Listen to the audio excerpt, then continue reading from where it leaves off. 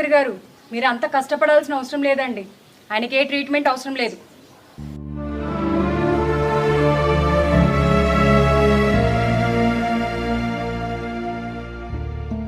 అదేంటమ్మా, ఒక డాక్టర్గా నువ్వు మాట్లాడవలసిన మాటేనా ఇది? ట్రీట్మెంట్ చేయించకపోతే బతికినంత కాలం మీ నాన్న మంచానికి పరిమితం కావాల్సిందే. మా చెల్లి అన్న దాంట్లో తప్పేం లేదు. లక్షలు ఖర్చు పెట్టి ఆయన ట్రీట్మెంట్ చేపిస్తే ఆయన లేచి ఎవరిని ఉద్ధరించలేదు. కరెక్ట్గా చెప్పారు అన్నయ్య. డాక్టర్ గారు ఇక మీరు వెళ్ళొచ్చు. ఏం పిల్లలమ్మా, కొంచెమన్నా కామన్ సెన్స్ లేదు.